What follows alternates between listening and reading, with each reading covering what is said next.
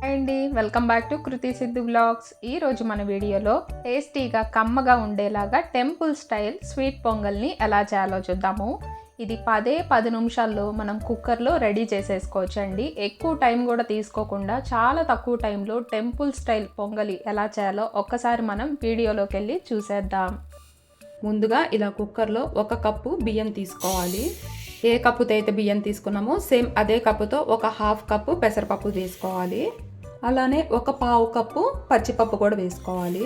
ఇప్పుడు ఇలా శుభ్రంగా కడిగేసి ఇప్పుడు మనం ఏ కప్పుతో అయితే బియ్యం తీసుకున్నామో సేమ్ అదే కప్పుతో 2 కప్పుల వరకు ఇలాగ వాటర్ వేసేసుకోవాలి. వాటర్కి బదులు మనం పాలైనా వేసేసుకొని ఉడికిచ్చేసుకోవచ్చండి, ఇంకా కమ్మగా ఉంటుంది. స్టవ్ మీద పెట్టి 2 విజిల్స్ వచ్చే వరకు మనము ఉడికిచ్చేసుకోవాలి.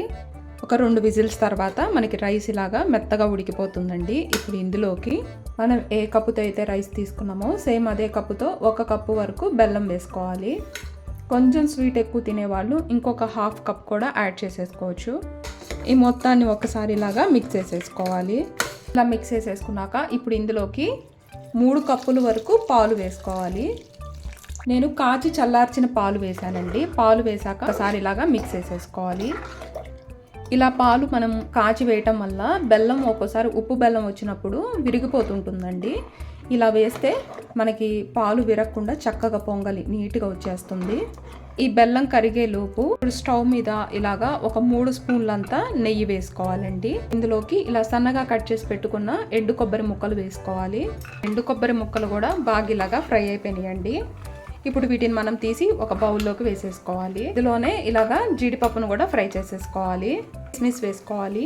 ఇలా ఫ్రై చేసుకున్న వీటిని పక్కన పెట్టేసుకోవాలి. ఈ పొంగల్లో మనం వేసిన బెల్లం మొత్తం ఇలాగా కరిగిపోయిందండి. ఇలా బాగా కరిగిపోయినాక ఇప్పుడు ఇందులోకి ఫ్రై చేసి పెట్టుకున్న ఎండు కొబ్బరి ముక్కలు వేసుకోవాలి. అలానే ఈ జీడిపప్పు కిస్మిస్ను కూడా ఇందులోకి వేసేసుకోవాలి. అలానే కొంచెం ఇలాచీ పొడి, కొద్దిగా పచ్చకర్పూరం వేయాలండి. బాగా క్రష్ చేసి వేయాలి పచ్చకర్పూరాన్ని. ఇలా వేసేసి ఒకసారి ఇలాగా మిక్స్ చేసేసుకోవాలి. మన టెంపుల్ స్టైల్ పొంగల్ రావాలంటే ఇలా పచ్చకర్పూరం వేయాలండి. వేస్తేనే టేస్ట్ బాగుంటుంది.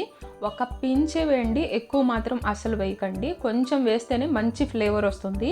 ఫైనల్గా ఎంతో టేస్టీ అయినా మన టెంపుల్ స్టైల్ పొంగలి రెడీ అయిపోయింది. మీరు కూడా ఒక్కసారి ఇలాగా ట్రై చేసి చూడండి. ప్లీజ్ లైక్ చేయండి. లైక్ చేయడం మాత్రం మర్చిపోకండి. మరిన్ని వీడియోస్ కోసం నా ఛానల్ని సబ్స్క్రైబ్ చేసుకోండి. Thank you for watching.